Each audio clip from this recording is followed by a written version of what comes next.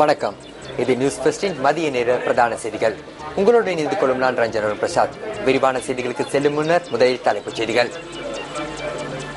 கொழும்பு கோட்டை எச்என் சதுக்கத்தில் உள்ள காணியின் உரிமம் கேபிட்டல் மகாராஜா நிறுவனத்திற்கே உள்ளதென நகர அபிவிருத்தி அதிகார சபை ஏற்றுக்கொண்டுள்ளது.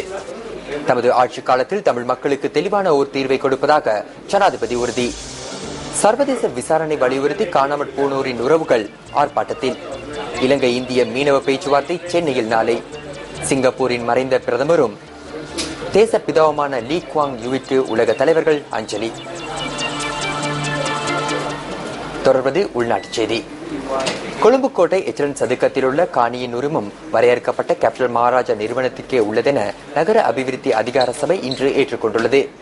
குறித்த காணி தொடர்பில் கோட்டை போலீஸ் நிலையத்தில் இன்று விசாரணைகள் நடத்தப்பட்டன. இதன்போது எச்என் சதுக்கத்தில் உள்ள காணியின் உரிமம் மகாராஜா நிறுவனத்திற்கு உள்ளதென நகர அபிவிருத்தி அதிகார சபை ஏற்றுக்கொண்டுள்ளதாக சட்டத்தரணி URD சில்வா தெரிவித்தார். தமது நிறுவனம் அனைத்து சந்தர்ப்பங்களிலும் சட்ட வரையறைக்குள் செயற்படுவதாக வரையறுக்கப்பட்ட கேப்டன் மகாராஜா நிறுவனத்தின் தலைவரும் முகாமைத்துவ பணிப்பாளருமான திரு R ராஜமகேந்திரன் வலியுறுத்தியுள்ளார். யாழ்ப்பாணம் வளலாய் பகுதியில் மக்களுக்கான காணிகளை கையளிக்கும் நிகழ்வு இன்று நடைபெற்றது. இந்த நிகழ்வு ஜனாதிபதி மைத்ரிபால சிறிசேன தலைமையில் நடைபெற்றது. யுத்தத்தின் போது கைப்பற்றப்பட்ட வலிகாமம் வடக்கு பகுதியில் உள்ள 197 ஏக்கர் காணியும் வலிகாமம் கிழக்கு பகுதியில் உள்ள 233 ஏக்கர் காணியும் இன்று சம்பிரதாய பூர்வமாக ஜனாதிபதியினால் மக்களுக்கு கையளிக்கப்பட்டன.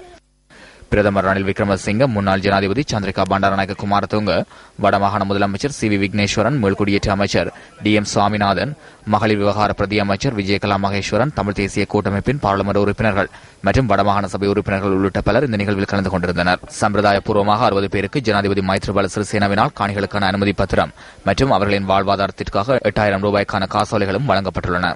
அதனைத் தொடர்ந்து ஏனைய மக்கள் காணிகளுக்குள் செல்வதற்கான அனுமதி பத்திரங்கள் மற்றும் காசோலைகள் வழங்கப்பட்டதாக எமது செய்தியாளர் குறிப்பிட்டார்.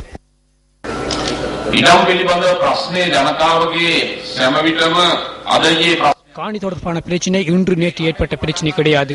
நான் செயற்படும் போது சில குறைபாடுகள் இருக்கக்கூடும். எனினும் ஒரு பணியை குறைபாடுகளுடன் ஆரம்பிக்கும் போதுதான் அது அத்தியாவசிய தேவையாக மாற்றமடைகின்றது.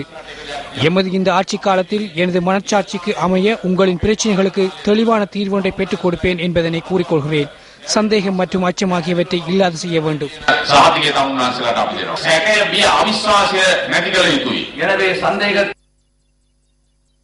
அண்மையிலே உங்களுடைய கட்சி சம்பந்தமான ஒரு கூட்டத்திலே நீங்கள் ஒரு பேச்சொன்றை பேசினீர்கள். மிக உயர்ந்த கருத்துக்களை நீங்கள் அங்கு சொல்லி இருக்கின்றீர்கள். அதே போன்று மற்ற தலைவர்களும் இந்நாட்டின் தலைவர்களும் நினைக்க தொடங்கினால், பேச தொடங்கினால் இந்த நாடு முன்னேறும், நல்லதொரு நிலையை அடையும் என்று நாங்கள் நம்புகின்றோம். அதாவது 1948ஆம் ஆண்டில் எவ்வாறு இலங்கை இருந்ததோ அதே நிலைக்கு எங்களை கொண்டு போகக்கூடும் என்று நான் குறிப்பிட்டேன். அது என்ன 1948 என்று நினைக்கக்கூடும் நீங்கள். அக்காலத்தில் சிங்கப்பூரின் பிரதம மந்திரியாக வந்த லீ குவாங் யூ அவர்கள் கூறினார்கள், சிங்கப்பூரை நான் விரைவிலே இலங்கை போன்று மாற்றுவேன் என்று. அதிலிருந்து நாங்கள் அறிந்து கொள்வது என்னவென்றால், இலங்கையினுடைய தத்துவம், இலங்கையை பற்றிய மக்களுடைய ஏற்பு எவ்வாறு இருந்தது என்றால் மிக விசேடமான ஒரு நிலையிலே இலங்கை இருந்தது என்பதை அந்த காலத்திலே லீ குவாங் யூ தெரிந்து வைத்துக் கொண்டு அதை பற்றி குறிப்பிட்டார். எனவே இப்பேற்பட்ட சிந்தனைகளிலே வித்தியாசத்தை நாங்கள் கொண்டு வந்தால் எங்களுடைய அதிமேத்தகு ஜனாதிபதி அவர்கள் குறிப்பிடுவது போன்று எங்களுடைய சிந்தனையிலே மாற்றங்கள் ஏற்பட்டால் வருங்காலம் இந்த நாட்டுக்கு மிக நல்லதாக அமையும். சர்வதேச விசாரணையை வலியுறுத்தி காணாமற் போனோரின் உறவுகளினால் வடக்கு கிழக்கு பகுதிகளில் இன்று ஆர்ப்பாட்டங்கள் முன்னெடுக்கப்பட்டன. காணாமற் போனோர் தொடர்பாக ஐநா அனுசரணையிலான விசாரணை நடத்தப்பட வேண்டும் என்ற கோரிக்கையை முன்வைத்து கிளிநொச்சியில் இன்று கவனஈர்ப்பு போராட்டம் முன்னெடுக்கப்பட்டது. கிளிநொச்சி தொண்டமான் நகரின் உதிரவங்கை ஆலயம் ஒன்றில் ஆரம்பமாகிய கவனஈர்ப்பு போராட்டம் A9 வீதியூடாக கிளிநொச்சி மாவட்டத்தினை வந்தடைந்தது. காணாமற் போனோரின் உறவினர்கள் தமது கோரிக்கைகள் அடங்கிய மகஜர் ஒன்றை கிளிநொச்சி மேலதிக அரசாங்க அதிபரிடம் கையளித்தனர். இதேவேளை காணாமற் போனோர் தொடர்பில் சர்வதேச விசாரணையை முன்னெடுக்குமாறு வலியுறுத்தி வவுனியாவில் ஆர்ப்பாட்டம் இடம்பெற்றது. இந்த ஆர்ப்பாட்டத்தினை வடக்கு கிழக்கு மாகாண சிவில் அமைப்புகளின் ஒன்றியம் ஏற்பாடு செய்திருந்தது.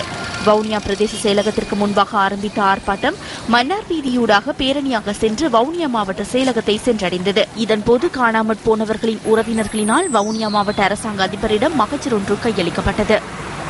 மற்றொரு ஆர்ப்பாட்ட பேரணி மட்டக்களப்பு நகரில் முன்னெடுக்கப்பட்டது. காணாமற் போனவர்களின் படங்களை ஏந்தியவாறு கவனஈர்ப்பு போராட்டத்தில் மக்கள் ஈடுபட்டதாக எமது பிராந்திய செய்தியாளர் குறிப்பிட்டார். காணாமற் போனவர்கள் தொடர்பில் விரைவான நடவடிக்கை எடுக்க வேண்டும் மற்றும் காணாமற் போனவர்கள் தொடர்பில் ஐநா தலையிட வேண்டும் போன்ற கோரிக்கைகள் அடங்கிய மகஜர் ஒன்றை மட்டக்களப்பு மாவட்ட அரசாங்க அதிபர் PMS சார்ல்ஸிடம் மக்கள் கையளித்தனர். நுவரெலியா டயகம பிரதேசத்தில் 5ஆம் தோட்டத்தில் இன்று காலை பாடசாலை மாணவர்கள் மற்றும் பெற்றோர்களால் ஆர்ப்பாட்டம் ஒன்று முன்னெடுக்கப்பட்டது. அப்பகுதியில் உள்ள மதுபான சாலை ஒன்றினை உடனடியாக மூட வேண்டும் என இந்த ஆர்ப்பாட்டம் முன்னெடுக்கப்பட்டது.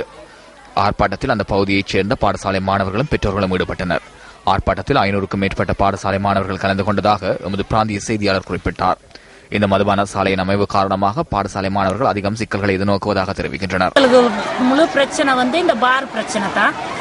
கம்ப்யூட்டர் சென்டர் பக்கம் இருக்கு, ஸ்கூல் பக்கம், கோயில் பக்கம், மற்ற லயத்துல பக்கம் ரொம்ப கிட்டத்துல இந்த பார் இருக்கு. இந்த பார்னால பிள்ளைகளுக்கு நிறைய பாதிப்பு. ரெண்டாவது என்னன்னா சின்ன ஸ்கூல் பொடியனுங்க போயிட்டு பியர்டினை வாங்கிட்டு போயிட்டு தேயிலையில வச்சு அங்கங்க குடிச்சுக்கிட்டு அதனால நிறைய பாதிப்பு இருக்கு. ஏற்கனவே இந்த மதுபான சாலையை மூடுமாறு கோரி 3 ஆர்ப்பாட்டங்கள் இடம்பெற்றுள்ள போதிலும் இதுவரை இதற்கான தீர்வுகள் பெற்றுக் கொடுக்கப்படவில்லை என எமது பிராந்திய செய்தியாளர் தெரிவிக்கின்றார். இங்கு வருகை தந்த போலீசார் தாம் இந்த விடயம் தொடர்பில் உரிய தரப்பினருடன் கலந்துரையாடி தீர்வினை பெற்றுத் தருவதாக கோரிய பின்னரே ஆர்ப்பாட்டக்காரர்கள் அங்கிருந்து கலைந்து சென்றனர். புதிய அரசியலமைப்பு திருத்த சட்டம் மூலம் இன்று அமைச்சரவையில் சமர்ப்பிக்கப்பட உள்ளது. ஏற்கனவே திருத்த சட்டம் மூலம் வர்த்தமானியில் அறிவிக்கப்பட்டுள்ளது. புதிய அரசியலமைப்பு திருத்த சட்டம் மூலம் தொடர்பில் அமைச்சரவையில் இன்று கலந்தாலோசிக்கப்பட உள்ளதாக அமைச்சரவை பேச்சாளர் அமைச்சர் ராஜித சேனாரத்ன தெரிவித்துள்ளார். இந்த சட்டம் மூலம் பாராளுமன்றத்தில் நாளை சமர்ப்பிக்கப்பட உள்ளமை குறிப்பிடத்தக்கது. மட்டக்களப்பு களுவாஞ்சிக்குடி போலீஸ் பிரிவிற்குட்பட்ட ஒந்தாச்சிமடம் சந்தியில் இடம்பெற்ற வாகன விபத்தில் ஒருவர் உயிரிழந்துள்ளார். துவிச்சக்கர வண்டியில் பயணித்தவர் மீது வேன் ஒன்று நேற்றிரவு மோதியதில் இந்த விபத்து நேர்ந்துள்ளது. இந்த விபத்தில் துவிச்சக்கர வண்டியில் பயணித்த முனைத்தீவு கிராமத்தைச் சேர்ந்த 2 பிள்ளைகளின் தந்தையான 42 வயதான ஒருவர் படுகாயமடைந்து களுவாஞ்சிக்குடி வைத்தியசாலையில் அனுமதிக்கப்பட்டதன் பின்னர் உயிரிழந்துள்ளார். விபத்து தொடர்பில் வேன் சாரதி கைது செய்யப்பட்டுள்ளதுடன் மேலதிக விசாரணைகளை களுவாஞ்சிக்குடி போலீசார் முன்னெடுத்து வருகின்றனர். இதேவேளை துவிச்சக்கர வண்டி மீது மோதிய வேனை சிலர் நேற்றிரவு சேதப்படுத்தியுள்ளதாக எமது செய்தியாளர் குறிப்பிடுகின்றார்.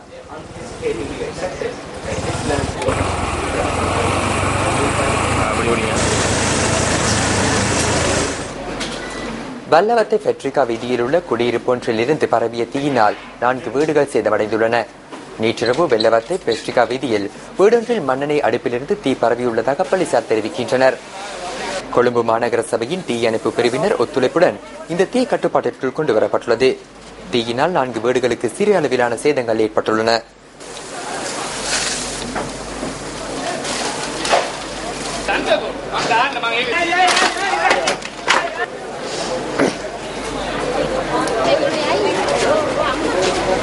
இத்துடன் மதிய நேர பிரதான செய்தி நிறைவு பெறுகின்றது.